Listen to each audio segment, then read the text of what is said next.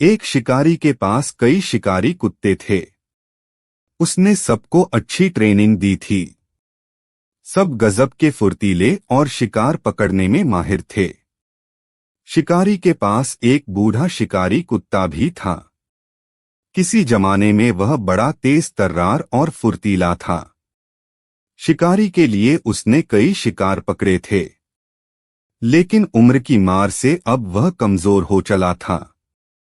उसमें अब पहले जैसी फुर्ती नहीं रह गई थी। लेकिन शिकारी अब भी उसे शिकार पर ले जाता और बूढ़ा कुत्ता अब भी पूरा दमखम लगाकर शिकार पकड़ता। एक दिन शिकारी अपने सारे कुत्तों को लेकर जंगल में शिकार करने गया।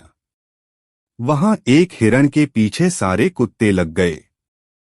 हिरण जान बचाने के लिए तेजी से भागने लगा।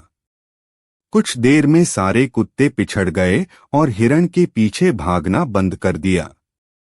लेकिन बूढ़ा कुत्ता भागता रहा। उसने हिरण के पास पहुंचकर अपनी दांत उसकी पीठ पर गड़ा दिए, मगर बूढ़े होने के कारण उसके कमजोर दांत टूट गए और हिरण उसकी चंगुल से निकलकर भाग गया। ये देख शिकारी को बूढ़े कुत्ते बहुत गुस्सा आया। उसने उसे मारने के लिए हंटर उठाया। बूढ़ा कुत्ता कातर दृष्टि से उसे देखने लगा, मानो कह रहा हो, मुझ बूढ़े को मत मारो। मैं अपने काम में अब भी समर्पित हूं। मेरी इच्छा शक्ति अब भी मजबूत है। बस मेरा कमजोर बूढ़ा शरीर साथ नहीं दे पाया और शिकार मेरी पकड़ से निकल गया।